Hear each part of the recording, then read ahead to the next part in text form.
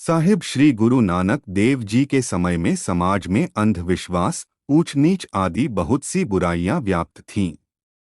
उन्होंने मानवता का कल्याण करने के लिए लगभग 28 वर्षों तक भाई बालाजी और भाई मर्दाना जी के साथ कई देशों की यात्राएं की।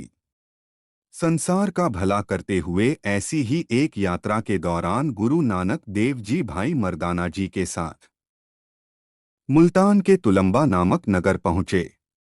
वहां सज्जन नामक एक ठग रहता था जो स्वयं को शेख कहता था। उसने यात्रियों के लिए एक सराय बनवाई थी, जिसके समीप ही उसने हिंदुओं के लिए मंदिर और मुसलमानों के लिए मस्जिद बनवा रखी थी। वह साधु फकीरों वाले वस्त्र पहनता, जो मुसाफिर आता उसकी बहुत सेवा करता। उसने यात्रियों के लिए भोजन का प्रबंध भी किया हुआ था। लोग उसको नेक इंसान और सबका भला करने वाला समझते थे। परंतु रात के समय वह यात्रियों को मार डालता था और उनकी लाशों को कुएं में फेंककर उनका सारा कीमती सामान लूट लेता था। परंतु व्यवहार इस प्रकार करता था मानो बहुत धर्मात्मा पुरुष हो। जब गुरु नानक देव जी भाई मर्दाना जी के साथ उसकी सराय में पहुंचे तो उनके चेहरे का तेज और नूर देखकर उसे लगा कि वे अवश्य कोई धनी व्यक्ति होंगे। इसलिए वह उनकी आवभगत में लग गया। वह उनके साथ धर्म कर्म की बातें करने लगा मानो कितना धर्मात्मा और ज्ञानी पुरुष हो। कुछ समय पश्चात जब शाम का समय हुआ तो वह गुरु नानक देव जी और भाई मर्दाना जी को लूटने के इरादे से विनम्रता पूर्वक बोला कि अब उन्हें आराम करना चाहिए, क्योंकि सुबह उन्हें लंबी यात्रा के लिए निकलना है। गुरु जी तो अंतर्यामी थे, वे उसका इरादा जानते थे। उन्होंने सज्जन ठग से प्रश्न किया कि क्या वह सोने से पहले परमात्मा का नाम लेता है। उसके हामी भरने पर गुरु नानक देव जी ने उससे कहा कि चलो आज मिलकर परमात्मा का नाम लेते हैं।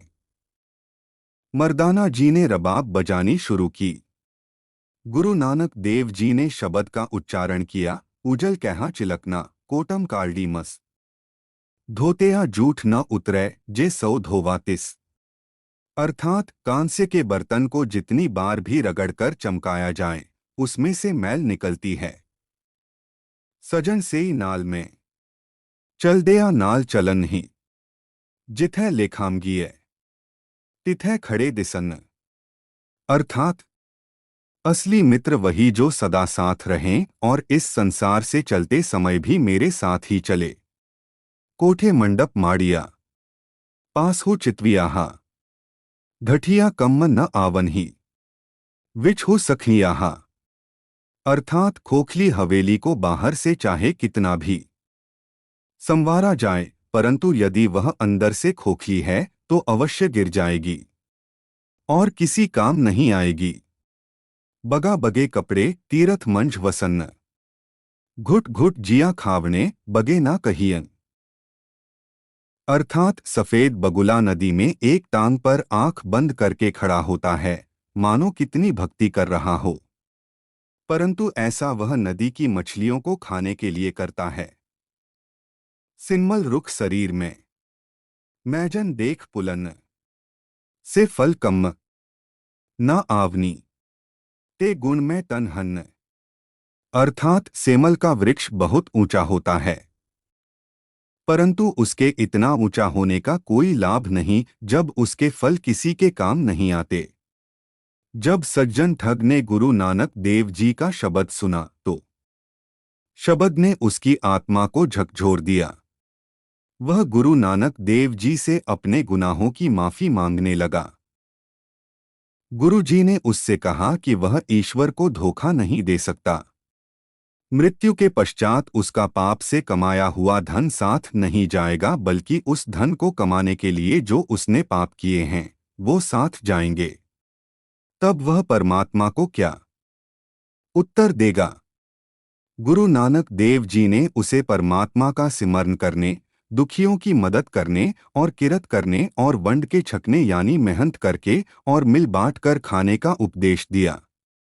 उसने सारे बुरे कर्म करने छोड़ दिए और अब केवल नाम से ही नहीं बल्कि अपने कर्मों से भी सज्जन व्यक्ति बन गया।